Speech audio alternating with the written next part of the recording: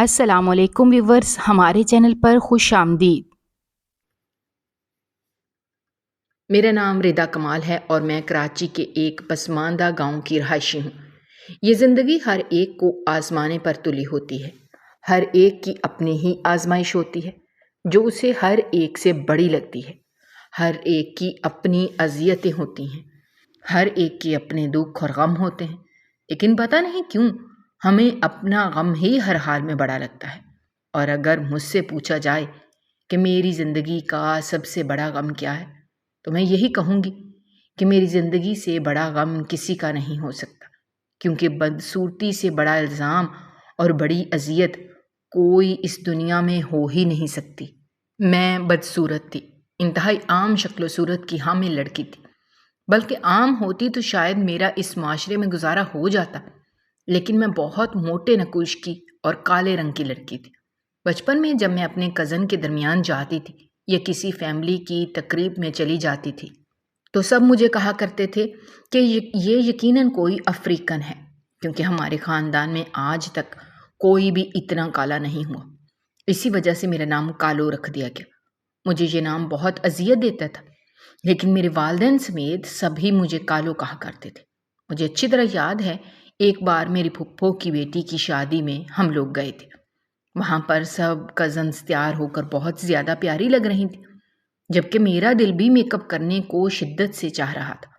تو میں نے اپنی امی سے کہا کہ مجھے بھی میک اپ کر دیں، تو انہوں نے کہا دیکھو تم ایسے ہی بہت پیاری لگتی ہو، تو تمہیں میک اپ کی کیا ضرورت ہے۔ اس دنیا میں میری ماں واحد عورت تھی جو مجھے چاند کا ٹکڑا کہا کرتی تھی، ورنہ اس کے علاوہ سب نے ہی میری رنگت کا مذاق اڑا اڑا کر مجھے بہت کمزور کر دیا تھا اور میرا اعتماد بھی کم کر دیا تھا، بلکہ بالکل ہی ختم کر دیا تھا۔ لیکن میں نے اماں سے بہت کہا کہ مجھے نہیں پتا، سب کزنز تیار ہوئی ہیں تو مجھے بھی تیار ہونا ہے۔ کتنی دیر میری ایک خالہ آ گئی، وہ بھی مجھ سے بہت محبت کرتی تھی۔ انہوں نے مجھے پیار سے پاس بٹھا کر سمجھایا اور کہا دیکھو ردا، تم بہت پیاری ہو اور اس طرح زیادہ پیاری لگ رہی ہو۔ ہمارے لیے تو تم بالکل شہزادی ہو اور چاند کا ٹکڑا ہو۔ کچھ لوگ ایسے ہوتے ہیں جن پر میک اپ نہیں جچتا، تو تم پر بھی نہیں جچے گا، کیونکہ تم تو ایسے ہی پیاری ہو۔ تو میں نے کہا میں بالکل بھی پیاری نہیں ہوں، سب مجھے کالی کلوٹی کہتے ہیں۔ تو انہوں نے کہا وہ اس لیے کہتے ہیں کیونکہ ان سب کی آنکھوں کا مسئلہ ہے۔ کیا تمہیں سنا نہیں ہے کہ حسن دیکھنے والے کی آنکھ میں ہوتا ہے؟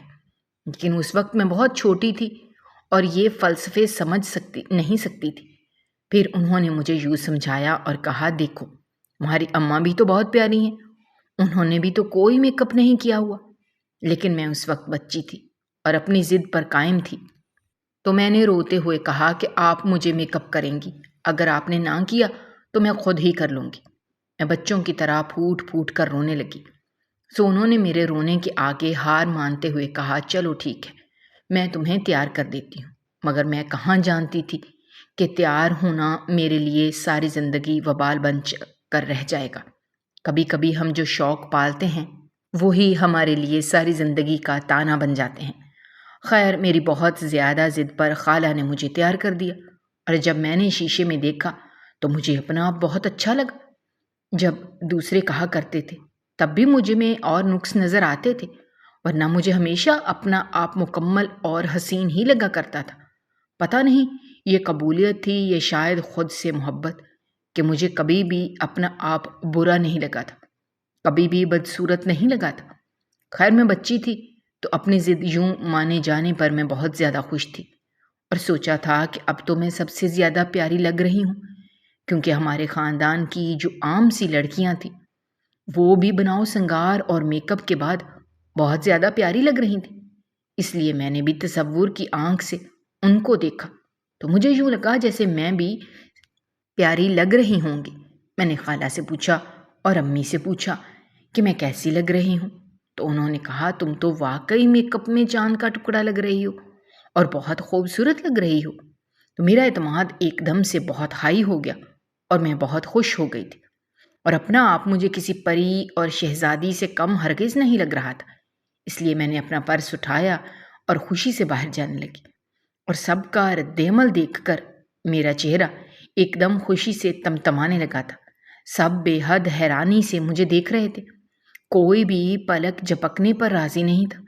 یوں لگ رہا تھا جیسے وہاں موجود تمام لوگ ہی نہیں بلکہ وہاں موجود ہر شے، حتیٰ کہ درخت اور ان کے تمام پتے بھی مجھے دیکھ رہے ہوں۔ ان کا رد عمل مجھے یہ بتانے کو کافی تھا کہ میں بہت حسین لگ رہی تھی، اتنی کہ وہ لوگ مجھ سے نظریں تک نہیں ہٹا پا رہے تھے۔ اور میں نے دل ہی دل میں سوچا کہ شاید خالہ نے میک اپ زیادہ اچھا کر دیا ہے، اسی وجہ سے یہ لوگ مجھے پہچان بھی نہیں پا رہے، سو ان کو اب دقت ہو رہی ہے۔ حیرانی ان سب کی آنکھوں سے ٹپک رہی تھی، اور پھر کسی ایک نے پلک جھپکنے کی سکت کی، اور میں سوچ رہی تھی کہ اب یہ لوگ کہیں گے کہ ردا تم کتنی پیاری تھی، ہمیں تو اس چیز کا خیال تک نہیں آیا کہ میک اپ کر کے تم بہت پیاری لگ سکتی ہو، ہم ویسے ہی تمہیں کالو کہتے رہے، تم تو ہم سب سے زیادہ حسین ہو، بس تمہیں کبھی میک اپ کرنے کا آئیڈیا ہی نہیں آیا، اس وجہ سے ہم لوگ تمہیں بدصورت سمجھتے رہے۔ خیر، ایک پلک جھپکنے کے بعد سب نے ایک دوسرے کی جانب دیکھا اور لمحوں کے اندر منظر بدل گیا، اور پھر وہ ہوا جو میں نے تصور بھی نہیں کیا تھا۔ سب جیسے کسی خواب سے جاگے تھے، کیونکہ ان کا چونکنا گواہ تھا۔ پھر سب کے درمیان نظروں کا تبادلہ ہوا تھا، بڑے سے لے کے چھوٹے سب نے ایک دوسرے کی جانب دیکھا تھا۔ میں دروازے کی چوکھٹ میں کھڑی تھی اور سب لان میں کھڑے تھے، اوپر لال اور پیلے رنگ کی بتیاں لگی ہوئی تھیں، میں ان کی روشنی میں یقیناً بہت پیاری لگ رہی تھی، تبھی کوئی میرے حسن کی تاب نہیں لا پا رہا تھا۔ آج بھی مجھے اچھی طرح سے یاد ہے کہ میرے ایک جانب میری اماں کھڑی تھی اور دوسری جانب خالہ۔ میں نے نیلے رنگ کا جوڑا پہنا ہوا تھا جس کے اوپر موتیوں والا کام ہوا تھا، اور اچانک ہی سب تالیاں بجانا شروع ہو گئے، تو جیسے میں کسی خواب سے جاگی۔ میں نے چونکتے ہوئے ایک بار ان سب کو دیکھا اور پھر نظر اٹھا کر دائیں جانب کھڑی خالہ اور بائیں جانب کھڑی اماں کی جانب دیکھا کہ کیا وہ لوگ بھی تالیاں بجا رہے ہیں؟ کیا یہ لوگ میری تعریف کرنا چاہ رہے ہیں کہ میں اتنی حسین لگ رہی ہوں کہ ان لوگوں نے تالیاں بجا کر میری حوصلہ افزائی کی ہے؟ ایک ہی لمحے میں میرے ذہن میں بہت کچھ آ گیا تھا، جبکہ ان دونوں کا چہرہ دھواں دھواں ہو رہا تھا۔ وہ شاکڈ سے ایک دوسرے کو دیکھ رہی تھی، اور ان دونوں نے میرے ہاتھ کو نرمی سے دبایا، کیونکہ اب وہاں موجود تمام کزنز کا فلک شگاف کہکہا چھو رہا تھا۔ وہ ایسا کہکہا تھا جس کو میں ساری زندگی نہیں بھول پائی تھی، کیونکہ ایک ہی جیسی سب کی آواز تھی، کہ جیسے کسی گانے میں تمام گانے والوں کی آواز ایک جیسی ہو، جیسے انہوں نے باقاعدہ منصوبہ بندی سے کیا ہو۔ ان کے کہکہوں نے میرا اعتماد اور ساری خوشی پانی پانی کر دی تھی۔ مجھے جب احساس ہوا کہ وہ لوگ میرا مذاق اڑانے کے لیے یہ سب کر رہے ہیں تو میرا دل کرچیوں میں بٹ گیا تھا، کیونکہ وہاں پر میرے بہن بھائی بھی کھڑے تھے۔ باقی سب تو ایسا کر لیتے، مجھے دکھ نہ ہوتا، لیکن جب میں نے اپنے بہن بھائیوں کو دیکھا تو وہ ان سے بھی زیادہ اونچی آواز میں ہنس رہے تھے۔ تبھی میرا ایک کزن آگے آیا جس کا نام اویس تھا۔ اس نے کہا، یار کالو، آج تو تم کالیا کو بھی کراس کر گئی ہو، آج تم کیا بنی ہو؟ یوں لگ رہا ہے کہ جیسے… اتنا کہنے کے بعد اس نے سوچنے والے انداز میں ماتھے پر ہاتھ رکھا اور دوسرے کزنز کی جانب دیکھتے ہوئے کہا، یار تم ہی کوئی نام دے دو، میرے ذہن میں تو بالکل نہیں آ رہا۔ اس نے آگے سے کہا کہ اچھا، اچھاداری ناگن لگ رہی ہو۔ تو یہ سننے کے بعد سب ایک بار پھر سے ہنسنے لگے۔ میری خالہ فوراً سے میدان میں آئے اور انہوں نے غصے سے اپنے بیٹے کو دیکھتے ہوئے کہا، اویس بس کرو، بے شرم انسان، تمہیں شرم آنی چاہیے، تم اپنی کزن کے لیے کیسے الفاظ استعمال کر رہے ہو؟ وہ بہت پیاری لگ رہی ہے، تم لوگوں کو کھرے اور کھوٹے سکے کی پہچان ہی نہیں ہے، تم سب لوگ انتہائی گھٹیا سوچ کے مالک ہو۔ اس کے بعد میرے ایک ماموں نے کہا کہ کیا ہو گیا ہے بلقیس، کیوں اتنا غصہ کر رہی ہو؟ بچے یوں ہی مذاق کر رہے تھے۔ انہوں نے فوراً غصے سے ماموں کو کہا، یہ مذاق نہیں ہے، یہ ایک نیچ حرکت ہے۔ ایک بچی تیار ہو کر باہر آئی ہے اور آپ لوگوں نے ہنس کر اس کا اعتماد ختم کر دیا ہے۔ آپ اپنے اتنے ظالم ہیں تو غیروں سے کیا امید رکھی جائے؟ خالہ کا بولنا میرے لیے اس وقت انتہائی بے معنی ہو چکا تھا، اور مجھے آج اپنا آپ انتہائی بدصورت لگ رہا تھا اور اذیت کی حد یہ تھی کہ میں فوراً مسکرا دی، لیکن میری آنکھوں سے آنسو گر رہے تھے۔ اس وقت میری عمر کوئی بہت زیادہ نہیں تھی، لیکن پھر بھی درد رگ رگ میں دوڑتا محسوس ہو رہا تھا۔ یوں محسوس ہو رہا تھا کہ رگوں میں خون کی جگہ آج اذیت گردش کر رہی ہو۔ مجھے نہیں معلوم کہ خالہ اور اماں کی تعریف کیوں سکون نہیں دے پا رہی تھی۔ مجھے ان کے منفی جملے اذیت دے رہے تھے، مگر خالہ اور اماں کے مثبت جملے بس ایک ڈھونگ لگ رہے تھے، اور یوں لگ رہا تھا کہ جیسے انہوں نے بس میرا دل رکھنے کو کہا ہو۔ ان دونوں نے جھوٹ بولا ہو، جبکہ باقی سب نے سچ کہا ہو۔ میں اس رات معلوم نہیں کہ گھر کیسے واپس آئی تھی، کیونکہ مجھے اس کے بعد ہوش نہیں رہا تھا کہ کیا ہوا تھا، کیونکہ اس تقریب کے متعلق مجھے کچھ بھی یاد نہیں رہا تھا۔ مجھے بس اتنا یاد ہے کہ خالہ نے اس وقت میرے آنسو پونچھے تھے۔ اس کے بعد مجھے اگلے 2 دن کے لیے کوئی ہوش نہیں رہا تھا، بلکہ میں ہسپتال میں رہی تھی اور مجھے شدید قسم کا بخار رہا تھا۔ سب کو لگا جیسے اس بخار نے مجھے کمزور کر دیا ہے، لیکن حقیقتاً اس بخار نے مجھے اتنا مضبوط کر دیا تھا کہ مجھے اب کسی بات سے کوئی فرق نہیں پڑتا تھا۔ یوں لگ رہا تھا جیسے میں اتنی مضبوط ہو گئی ہوں کہ مجھے اب کسی کی منفی بات سے فرق نہیں پڑے گا، لیکن حقیقت میں ایک پتھر بن گئی تھی، جس نے جب ٹوٹنا تھا تو سب کچھ چکنا چور ہو جانا تھا۔ کس نے اس بات سے پردہ اٹھانا تھا کہ حقیقت میں جب پلٹا کھانا تھا تو یہ سب لوگ دیکھتے رہ جانے والے تھے۔ میرے ماموں لوگ میرا پتہ لینے کے لیے ہمارے گھر آئے تو پھر ماموں نے میرے سر پر ہاتھ رکھا اور کہا، بیٹا پریشان بالکل نہیں ہونا، یہ لوگ تم سے محبت کرتے ہیں، بس یوں ہی تمہیں تنگ کرنے کے لیے کر رہے تھے۔ تم نے اپنے اعتماد کو ڈگمگانے نہیں دینا، بلکہ ان کے سامنے یوں ظاہر کرو کہ تمہیں اس بات سے فرق نہیں پڑتا، کیونکہ کالا اور گورا رنگ کوئی معنی نہیں رکھتا، بلکہ انسان کے اعمال کیسے ہیں، کالے یا سفید، یہ میٹر کرتا ہے۔ وہ لوگ تو بے وقوف ہیں، سب کے سب بے عقل ہیں، عقل سے مکمل طور پر پیدل ہیں، کسی ایک کو بھی کوئی سمجھ بوجھ نہیں ہے، کیونکہ وہ سب لوگ مادہ پرست ہیں جن کو کھرے اور کھوٹے سکے کی پہچان نہیں ہے۔ اس لیے ان کے پاس نہ ہی زندگی کا کوئی مقصد ہے، کیونکہ یہ لوگ اکٹھے بیٹھ جاتے ہیں اور فضول باتوں میں دلچسپی لیتے ہیں اور اکٹھے بیٹھ کر فضول سرگرمیاں کرتے رہتے ہیں۔ سو تمہیں چاہیے کہ اب تم کچھ مختلف کرو۔ میں نے کچھ حیرانی سے ماموں کی طرف دیکھا اور کہا، کیا مختلف کر سکتی ہوں میں یہاں پر؟ تو انہوں نے کہا، تم اپنی تعلیم پر توجہ دو، تم ان سب کو اپنے ہنر کے ذریعے مار ڈالو۔ یہ لوگ بغیر مقصد کے گھوم رہے ہیں، تم اپنی زندگی کا کوئی مقصد بنا لو، تو جو کہ تمہاری زندگی کا سب سے بڑا خواب ہونا چاہیے۔ تم سب سے پہلے اپنے ہنر کو پہچانو اور پھر اس کو اپنی مضبوطی بنا لو۔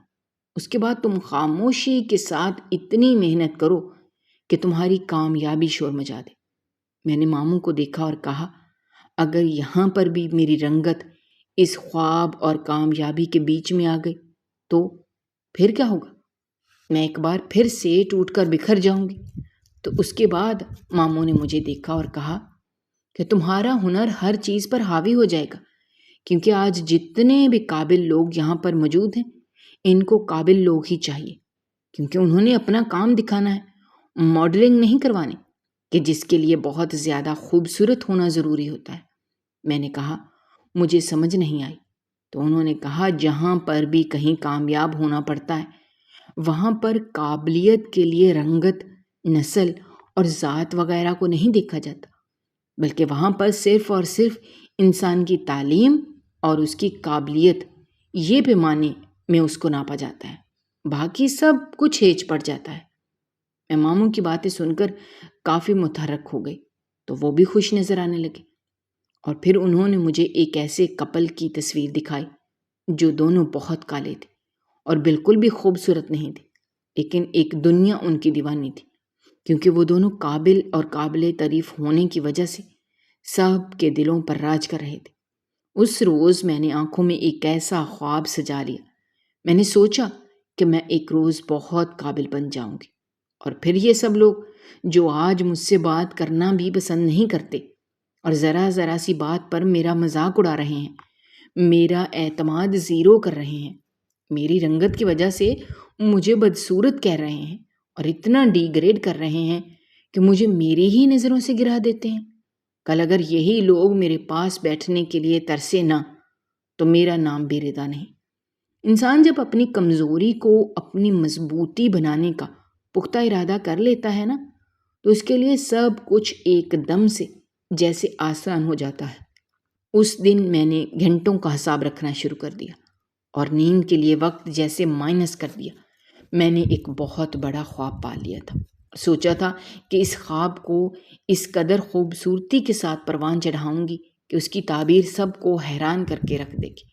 انسان جب اپنے آپ سے مقابلہ کرنے کے لیے تیار ہو جاتا ہے تو اسے دنیا میں کسی دوسرے انسان کا کوئی ڈر نہیں رہتا، اور میں نے بس اس رات رو کر خود کو بہت مضبوط کر لیا تھا۔ اس سفر میں میری اماں اور میری خالہ نے میرا بہت ساتھ دیا اور میرے ماموں بھی میرے ساتھ تھے۔ میں نے پڑھائی دل لگا کر کرنا شروع کر دی تھی اور یہ تہیہ کر لیا تھا کہ اب کوئی بھی چیز مجھے کمزور نہیں کر سکے گی۔ ہر وہ چیز جو مجھے کمزور کرنے آئے گی میں اس کو اس کے خلاف ہی استعمال کر لوں گی۔ میں نے اپنی پڑھائی دل لگا کر کرنا شروع کر دی تھی۔ میں اپنا ایک لمحہ بھی ضائع نہیں کرتی تھی۔ جو وقت بچتا میں اس میں کتابیں وغیرہ پڑھ لیا کرتی تھی۔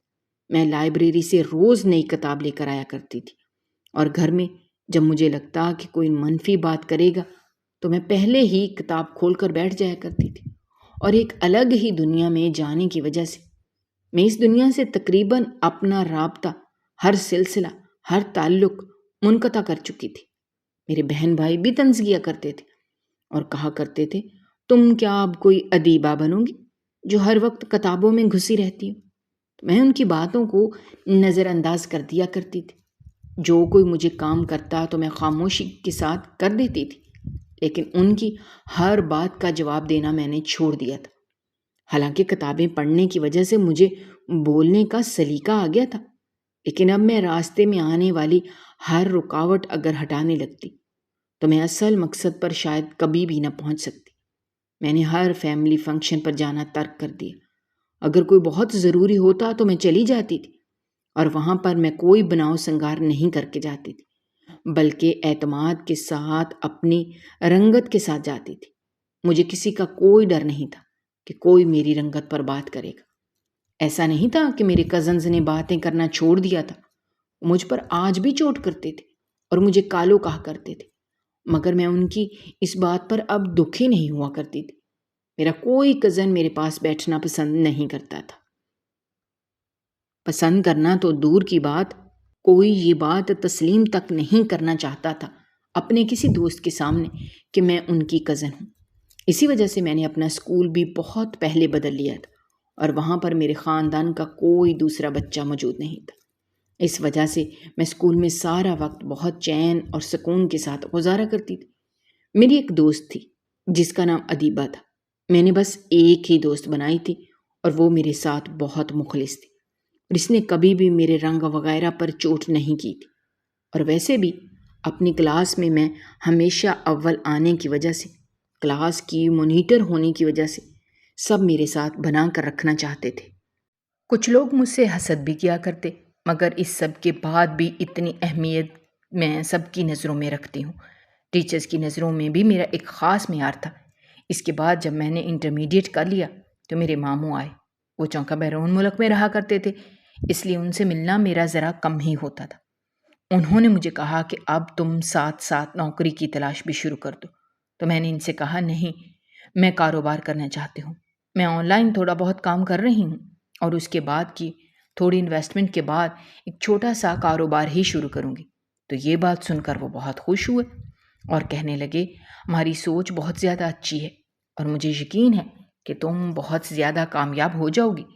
ٹھیک ہے، تم جیسے بہتر سمجھو ویسے ہی فیصلہ کرو۔ اور انہی دنوں میرے کزنز میں ایک گیدرنگ رکھ دی جس پر مجھے سب نے فورس کیا کہ تم آؤ، مگر میں نہیں گئی تھی کیونکہ اس دن مجھے کچھ اہم کام تھا۔ میں نے کسی کے ساتھ آن لائن ایک ڈیل کنفرم کی تھی کہ اسمال بزنس کو شروع کیا جا سکے، کیونکہ اب میں شروعات کرنا چاہتی تھی، کیونکہ میں نے 14 جماعتیں پاس کر لی تھیں۔ ہمارے خاندان میں ابھی تک کوئی اتنا نہیں پڑھا تھا، اسی وجہ سے میری دھومیں مچنے لگی تھی۔ میں فضول نہیں بولتی تھی اور نہ ہی کسی کو مجھ سے اتنی توقع تھی، اس لیے سب بہت حیران ہو رہے تھے، لیکن ابھی اصل میں ان کا حیران ہونا تو بننا تھا۔ خیر، میں اسمال بزنس کی میٹنگ کے لیے جب وہاں پر گئی تو وہاں پر 2 سے 3 اور لڑکیاں بھی موجود تھیں اور ہم نے مل کر اس کاروبار کی شروعات کرنے کا بیڑا اٹھانا تھا۔ سب کچھ موبائل پر آلریڈی طے ہو چکا تھا، بس مل کر کچھ تکلفات کو پورا کرنا تھا۔ میں کچھ اور سوچ رہی تھی اور وقت کچھ اور ہی طے کر کے بیٹھا ہوا تھا۔ وہاں جب ہم لوگ میٹنگ کر رہے تھے تو اچانک میں نے سامنے دیکھا کہ میرے کزنز بھی وہاں پر موجود تھے، اور اچانک میری خالہ زاد کزن وہاں پر آ گیا اور اس نے کہا کہ کالو، تم یہاں پر کیا کر رہی ہو؟ تو میں ایک دم چونک گئی اور بے حد حیرانگی کے ساتھ اسے دیکھا۔ میں نے کب تصور کیا تھا کہ اپنی خوشی اور خواب کی تعبیر کے پہلے روز ہی میرا ان کمینوں سے ٹاکرا ہو جائے گا۔ میں نے اسے کہا کہ دیکھو، اس وقت میں آفیشیل میٹنگ میں ہوں تو پلیز یہاں سے جاؤ۔ میرے ساتھ بیٹھی دوسری لڑکیاں بھی انتہائی انکمفرٹیبل ہو رہی تھیں، تو اس نے ہنستے ہوئے باقی سب کزنوں کو کہا، یار ادھر تو آؤ، تم لوگ کو بڑی دلچسپ بات سناتا ہوں۔ اور دیکھو، ہماری کالو آج آفیشیل میٹنگ کا کہہ رہی ہے، جس کو ہمارے سارے خاندان میں کوئی منہ لگانا بھی پسند نہیں کرتا۔ میں نے غصے سے اس کو دیکھا اور کہا، تم لوگ کیا مجھے منہ لگاؤ گے؟ تم میں سے کسی ایک کو بھی میں پسند نہیں کرتی اور اس لائق نہیں سمجھتی تم میں سے کسی کو منہ لگاؤں، اسی لیے بہتر ہے کہ تم لوگ یہاں سے چلے جاؤ۔ تو اس نے کہا، تمہاری ایسی اوقات ہے کہ تم ہمیں نظر انداز کر سکو؟ تو میں نے کہا، دیکھو، میں تو تم لوگوں کو نظر انداز کر کے ہی یہاں پر میٹنگ کر رہی تھی، جبکہ مجھے بلانے تم ہی آئے ہو۔ مجھے دیکھ کر تم یہاں پر آئے ہو، پہلے تم نے ہی بلایا ہے کہ رہا نہیں گیا تم سے، اس لیے میرے لیے اپنے اوقات دیکھو کہ تم سب لوگوں کے دماغوں سے میرا تصور نکل ہی نہیں رہا۔ تو اس نے مجھے غصے سے دیکھا اور میں نے کہا، دفع ہو جاؤ یہاں سے، اور وہ مجھ پر ہاتھ اٹھانے لگا تھا جب میں نے فوراً اس کا ہاتھ پکڑا اور کہا کہ نہیں، اب میں اپنی رنگت کو اپنی کمزوری بننے نہیں دوں گی، اور میں اس کا ہاتھ غصے سے جھٹکا جو کہ میز پر لگا۔ اس نے غصے سے مجھے دیکھتے ہوئے کہا، تمہیں میں بعد میں دیکھ لوں گا۔ میں نے اس کی بات کو نظر انداز کیا اور سر جھٹکا۔ باقی کزنز بھی غصے سے باتیں کرتے ہوئے وہاں سے چلے گئے تھے، اور مجھے معلوم تھا کہ اس بات پر گھر جا کر بہت بڑا ہنگامہ ہوا تھا، اور ایسا ہی ہوا۔ میں نے بھی اس بار ہر بات کی طرح اگنور کر دیا۔ اس کے بعد میں نے اپنے اسمال بزنس کو پروموٹ کرنا شروع کر دیا، اور پتہ نہیں محنت تھی یا نیت تھی یا کیا تھا کہ فیشن ڈیزائننگ کا شروع ہوا یہ کاروبار دنوں میں ترقی کرنے لگا۔ ہم تینوں دوستوں نے انویسٹمنٹ کی تھی، تو اس سے جلد ہی بازار میں یہ کام بکنے لگا۔ چونکہ یہ کام گھر پہ نہیں شروع کیا جا رہا تھا، بلکہ میری دوست کے گھر پہ ہی ہوتا تھا، اسی وجہ سے میرے گھر میں کسی کو اس بات کا علم نہیں تھا سوائے اماں ابا کے۔ سو جلدی ہمارا مارکیٹ میں نام بن گیا، اور جب نام بن گیا تو پھر میں نے گھر میں بتایا اور خاندان میں خبر پھیلی تو سب جیسے دنگ رہ گئے تھے۔ کسی کو یقین ہی نہیں آ رہا تھا کہ یہ کام میں نے شروع کیا ہے۔ میری خالہ تو میرے گن گایا کرتی تھی اور کہتی تھی، دیکھو، میں نے تم سے کہا تھا نا، بہت جلد تمہارا نام سب کی زبانوں پر ہوگا، اور دیکھو آج سب تم سے کیسے حسد کر رہے ہیں، مگر اندر ہی اندر وہ یہ بات تسلیم کر چکے ہیں کہ تم ان سب سے زیادہ قابل ہو۔ وہ سب بیٹھ کر باتیں کرتے رہ گئے اور تم میدان مار گئی۔ ایک روز میں گھر پر آئی تو ایک بہت بڑی خبر میری منتظر تھی، اور مجھے معلوم نہیں تھا کہ اس پر میں کیسا رد عمل دوں۔ میری خالہ کا بیٹا اویس، جس سے میری 2-3 بار منہ ماری ہو چکی تھی، خالہ اس کے لیے میرا رشتہ لے کر آئی تھی۔ مجھے جب اماں نے پوچھا، مجھے کچھ سمجھ نہیں آ رہا تھا کہ میں کیا کروں۔ میں بہت پریشان ہو گئی تھی، تو اماں نے مجھے سمجھایا کہ دیکھو، ایسی باتیں ہوتی رہتی ہیں، اب تم کوئی عام لڑکی نہیں رہی بلکہ ایک بزنس وومن بن چکی ہو، اور اویس ایک بہت اچھا لڑکا ہے، اچھی پوسٹ پر ہے، اس لیے وہی تمہارے قابل ہے، اور ویسے بھی تم سمجھدار ہو، تو سمجھداری کے ساتھ سبز لے کر چلنا تو زندگی جنت ہو جائے گی، اور ویسے بھی تمہیں خالہ کی مکمل سپورٹ حاصل ہے۔ تو میں نے اپنی کنفیوژن کو پس پشت ڈال دیا اور اپنے تمام وہم بھی دل سے نکالنے کی کوشش کرتے ہوئے اس رشتے کو تسلیم کر لیا۔ میں نے کہاں سوچا تھا کہ وقت ابھی مجھے آزمانے کے لیے آ رہا ہے۔ خالہ نے مجھے کہا کہ ہم لوگ جلد از جلد شادی کرنا چاہتے ہیں، اور میرے گھر والوں کو بھی کوئی اعتراض نہیں تھا کہ اماں نے ہمارے پیدا ہوتے ہی ہمارا جو ہے وغیرہ بنانا شروع کر دیا تھا، تو اب سوائے فرنیچر کے سب مکمل تھا۔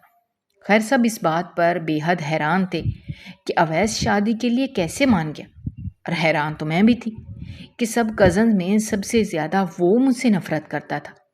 لیکن وقت کچھ اور ہی طے کر کے بیٹھا تھا۔ ہماری شادی ہو گئی تو میں آنکھوں میں بہت سے خواب بنتی ہوئی اویس کی سنگت میں اس کے گھر چلی گئی۔ دل میں یہی سوچا تھا کہ میں جلد ہی ایک خوبصورت اور خوابوں والی زندگی کی ملکہ بن جاؤں گی، اور وہاں پر جو میرا استقبال ہوا وہ میرے لیے بہت یادگار ہو گیا تھا۔ اس کے بعد اویس جب کمرے میں آیا تو وہ صوفے پر بیٹھا۔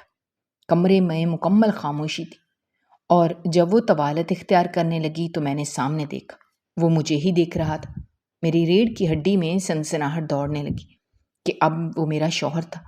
اس نے مجھے بیڈ سے اتار کر نیچے پھینکا اور کہا، تمہاری یہ اوقات ہے، اور پھر مجھے کہنے لگا، میں تمہیں اتنا ناپسند کرتا تھا کہ حد نہیں۔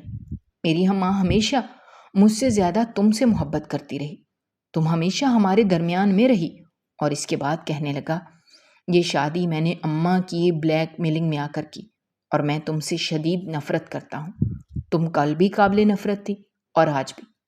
میں دکھ اور حیرت سے اسے دیکھ رہی تھی۔ اس کے بعد اس نے مجھے کہا کہ گھر سے نکل جاؤ، ورنہ میں تمہیں ابھی کے ابھی طلاق دے دوں گا۔ میں اس کے قدموں میں گر گئی اور کہنے لگی، میں یہاں سے نہیں جا سکتی۔ اگر میں چلی گئی تو میری دوسری بہنوں کی شادی نہیں ہو سکے گی۔ پلیز، میں یہیں پر رہنا چاہتی ہوں، تم جیسے رکھو گے مجھے منظور ہے، کیونکہ میں نہیں چاہتی کہ سب ایک بار پھر سے میرا مذاق اڑائیں۔ میں پھر سے وہی کمزور ردا بن گئی۔ اس نے فوراً کہا کہ میں ایک شرط پر تمہیں یہاں رکھوں گا۔ تو میں نے اسے کہا، میں تمہاری ہر شرط ماننے پر تیار ہوں۔ تو کہنے لگا، یہاں تو میرے اصولوں اور میری مرضی کے مطابق رہ سکتی ہو، ورنہ نہیں۔ تو میں نے اس کی یہ بات مان لی۔ یہ بہت بڑا صدمہ تھا جس نے مجھ سے سوچنے سمجھنے کی تمام صلاحیتوں کو چھین لیا تھا۔ اس نے مجھے چند ہی دنوں میں کنٹرول کر لیا تھا اور کہنے لگا، تم یہ کاروبار نہیں کرو گی، کیونکہ میں ایسی بیوی بالکل بھی نہیں چاہتا۔ تو میں نے اس کی خاطر اس کاروبار کو بھی چھوڑ دیا۔ سب نے مجھے بہت سمجھایا، مگر میں نے اویس کی بات مان کر چھوڑ دیا اور اویس کے نام سب کر دیا، جو کہ میری زندگی کی سب سے بڑی غلطی تھی۔ اویس نے مجھے عجیب و غریب قسم کی لڑکی بنا دیا۔ جو میں اتنی محنت کر کے بنی تھی، میں ویسی نہیں رہ پائی۔ اس نے مجھے پتہ نہیں کیسا انسان بنا دیا تھا کہ ہر دم میں دوسروں سے اپروول لینے کے لیے ترسنے لگی تھی۔ اس کے بعد میں ایک ایسا انسان بن گئی جو ہر وقت اوروں کو خوش کرنے میں لگا رہتا تھا۔ اویس نے مجھ سے میری شخصیت چھین لی تھی، اور پھر ایک شام وہ میری اس کزن کو اپنی بیوی بنا کر لے آیا جس سے میں سب سے زیادہ نفرت کرتی تھی۔ تو وہ روز میرے لیے قیامت کا دن تھا۔ میں اس روز گھر سے نکل آئی۔ اس نے مجھے طلاق نہیں دی تھی۔ میں نے اب سوچا کہ میں اس گھٹیا انسان کی وجہ سے دوبارہ وہاں پر نہیں جاؤں گی۔ اس نے مجھے زمین پر گرا دیا تھا، ایسا کہ میں دوبارہ اٹھنے کے لائق ہی نہیں رہی تھی۔ میں پھر سے سانپ سیڑھی کی طرح زیرو پر کھڑی ہو چکی تھی، اور اب اس شہر میں نہیں رہنا چاہتی تھی۔ اس لیے میں دوسرے شہر میں چلی گئی، کیونکہ یہاں پر سب جیسے زخموں پر مرہم رکھنے کی جگہ زخموں کو کھرچ رہے تھے۔ میں آفس میں نوکری کرنے لگی، اور اب میرا کوئی بڑا خواب نہیں تھا، بس میں اپنے لیے روزی روٹی کا بندوبست کرنا چاہتی تھی۔ میں ایک آفس میں نوکری کرنے لگی۔ جو بھی نہیں تھی لڑکی آتی اس کی ترقی ہو جاتی، مگر میری ترقی نہیں ہو رہی تھی کہ میں ایک بدصورت لڑکی تھی جو کہ وہ خوبصورت ہوا کرتی تھی۔ ایک بار پھر سے میری خوبصورتی درمیان میں آنے لگی۔ یوں ہی تقریباً 5 سال کا عرصہ گزر گیا، مگر میری ترقی بالکل بھی نہیں ہو رہی تھی۔ گھر والوں سے میں تھوڑا بہت ملتی تھی، مگر میرا کسی سے ملنے کو دل نہیں کرتا تھا، کیونکہ سب کی خبریں مجھے ملتی رہا کرتی تھی۔ ایک روز اچانک ایک لڑکی کہنے لگی، تمہیں بھی ترقی چاہیے تو آج آفس اوقات کے بعد میرے کمرے میں آنا، جب سب لوگ جا چکے ہوں گے۔ تو میں پتہ نہیں کیوں لالچ میں آ گئی تھی، لیکن جیسے ہی آفس خالی ہوا اور میں اس کے کمرے میں گئی تو میرے ہوش اڑ گئے، کیونکہ وہاں پر اویس موجود تھا۔ میں نے بے یقینی سے اس لڑکی کو دیکھا تو اس نے کندھے چکائے اور وہاں سے چلی گئی، اور میں بھی جانے لگی تو اویس نے فوراً بھاگ کر میرے ہاتھ پکڑ لیے۔ میں نے غصے سے اسے دیکھا اور کہا کہ ہاتھ چھوڑو، تو کہنے لگا پلیز مجھے معاف کر دو، مجھ سے بہت بڑی غلطی ہو گئی، میں نے یہ سب نہیں چاہا تھا۔ میرا ذہن مکمل طور پر عادلہ، اس کی سابقہ بیوی جس کو وہ طلاق دے چکا تھا، کے کنٹرول میں تھا۔ میں بس غصے میں تھا۔ تمہارے جانے کے بعد تمہیں بہت تلاش کیا، بہت اذیت میں رہا، تمہاری اہمیت کا علم ہوا، پلیز مجھے معاف کر دو۔ وہ رونے لگا۔ میں نے اذیت سے اسے دیکھا اور کہا تمہارے نزدیک بس ایک معافی کافی؟ تم نے مجھے زمین پر گرایا اور مجھے 2 کوڑی کا کر دیا، مجھ سے سب کچھ چھین لیا، تمہیں کیسے معاف کروں؟ تو کہنے لگا کچھ نہیں چھینا، یہ کاروبار کل بھی تمہارا تھا، آج بھی تمہارا ہے۔ اس نے کاغذات سامنے کیے جو سب میرے نام کر چکا تھا۔ اب کاروبار پہلے سے زیادہ آسمانوں کو چھو رہا تھا۔ دراصل یہ میری دکھتی رگ تھی، تو اس کے متعلق کوئی معلومات نہیں رکھی تھی۔ اس کے بعد اس کی آنکھوں میں دیکھا تو وہاں بس سچائی ہی دکھائی دے رہی تھی۔ مگر زندگی کے 5 سال ضائع کرنے کی معافی میں کیسے دے دیتی؟ میں نے فائل لے لی کہ وہ میرا حق تھا اور آ گئی۔ 6 ماہ کاروبار کو وقت دیا، پہلے پارٹنرشپ تھی اور اب میں اکیلی مالک تھی۔ اب رنگ بھی کالا نہیں رہا تھا بلکہ بہت خوبصورت ہو گئی تھی۔ 7 ماہ بعد ایک فیصلہ کیا اور واپس اپنے گھر گئے۔ اویس اور باقی سب دنگ رہ گئے۔ اویس تو وہ خوشی سے رو دیا اور باقی سب نے بھی معافی مانگی۔ میں نے معاف کر دیا کہ اب میں اگر سب واپس مل چکا تھا تو اویس کو ایک موقع دینے میں حرج نہیں تھا۔ زندگی آسان کرنے کی کوشش میں میں نے پہلا کنکر پھینکا تھا اور مجھے یقین تھا کہ اب میں مایوس نہیں ہوں گی، کہ آزمائش کے وقت میں نے صبر کا دامن نہیں چھوڑا تھا۔ تو کیسی لگی آپ کو میری کہانی؟ آپ کی کوئی ایسی کمزوری ہے کہ جس نے واقعی آپ کو کمزور کیا ہو؟ اگر ہاں تو کیسے آپ نے اس کو اپنی طاقت بنایا؟ اگر آپ کو ہماری کہانیاں پسند آ رہی ہیں تو ہمارے چینل کو سبسکرائب کیجیے، ویڈیوز پر کمنٹ کیجیے اور شیئر کیجیے۔ شکریہ۔